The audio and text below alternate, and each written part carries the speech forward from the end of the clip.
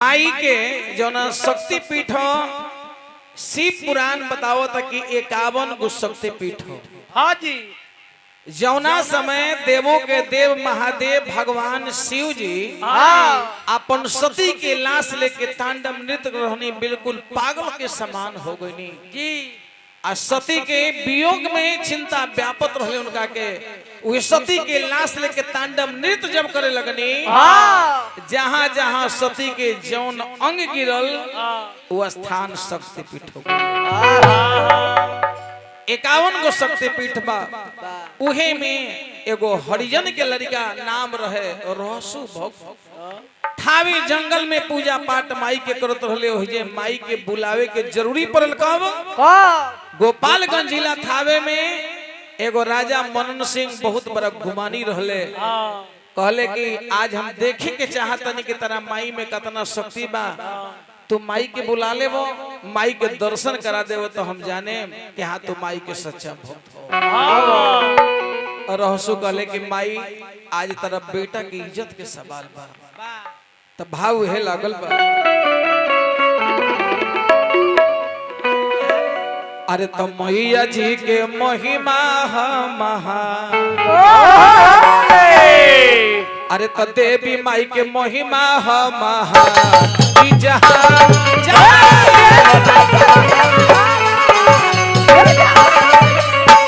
देवी माई के महिमा महा जहान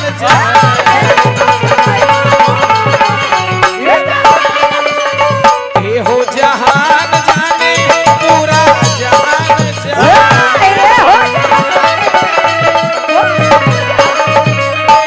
हे हो जहान जाने पूरा तमाम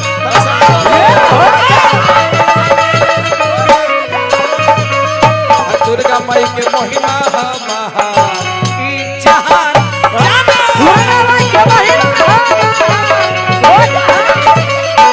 देवी माई के महिमा महा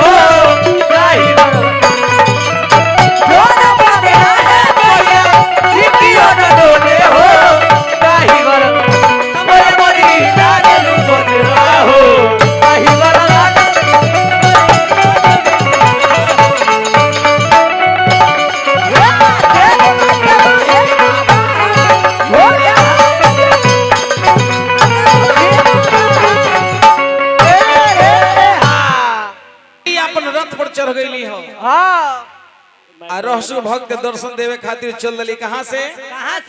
कमरू से।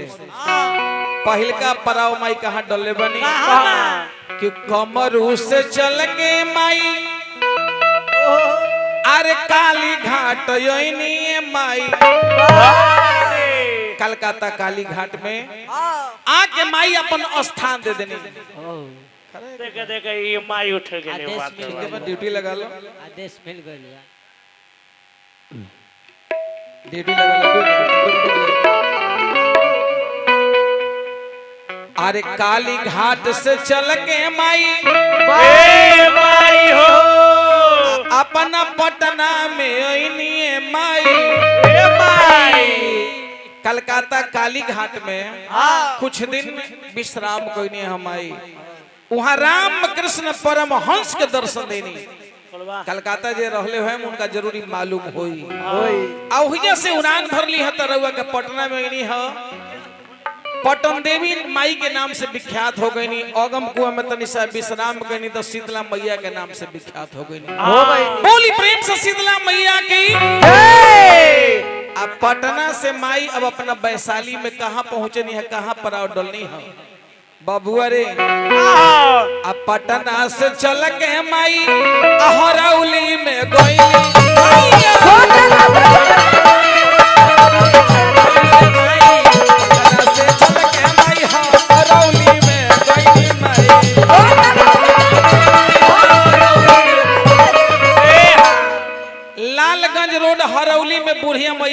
से विख्यात हो गई नहीं। हो गई नहीं। एगो चुंदरी ले लसी भाई से ले माई के भजन होता है चुंदरी मांग लो उन्हें से। जूरा खोल लेते नहीं। हाँ तनी के सब के खोल लो आ नीमन से माई के दरबार में तनी हाजिरी लगा ले लो खोलो। चुंदरी।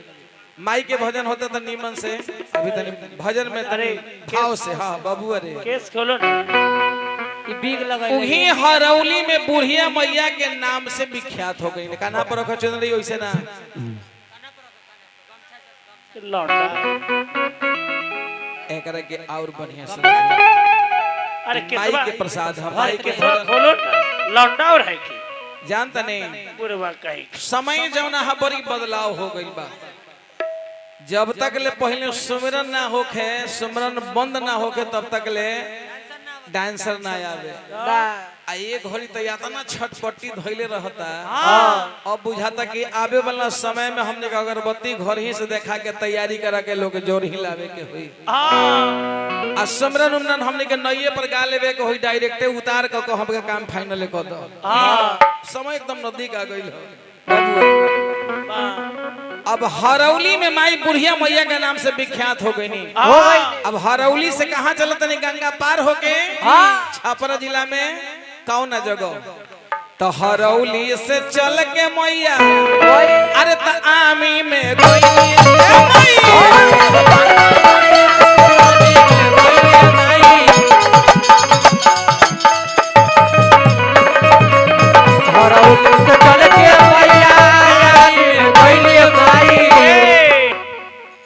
देखी देखी भैया हाथ ना जल्दी छोड़ दे लेगा। ई हाफे पर में सोना के चैन पहन ले हाथे।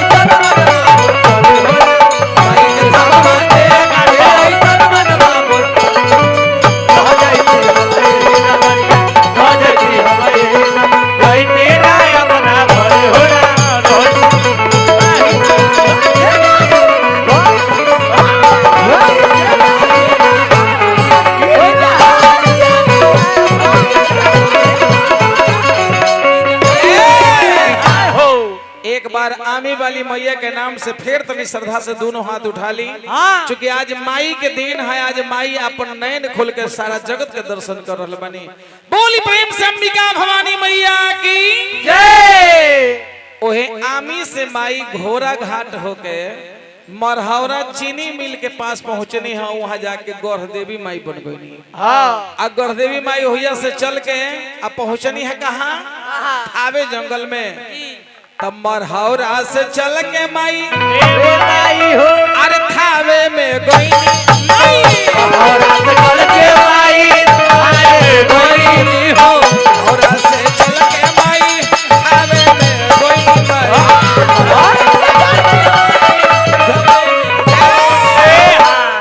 ओहे थावे जंगल में जाके भक्त रहसू के मस्तक फाड़ के माई दहिना हाथ निकाल के कंगन दिखा दनी। राजा के हुई गुमान टूट गई। बोल दे दुर्गा मैया की जय। सच्ची दरबार की जय। आज हमने के श्रद्धा से माई कहाँ पहुँचनी तथावे से चल के अपना अरे शिव नगर में ओइनी माई अरे तथावे से चल के अपना शिव नगर में ओइनी माई तथावे से चल के तथावे से चल के अपना शिव नगर में ओइनी माई।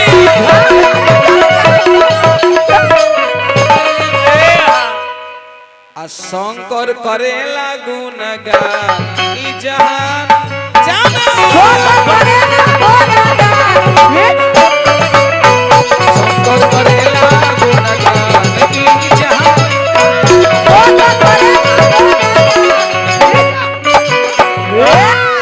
चलो हनुमान जी के नाम ले लो प्रेम से।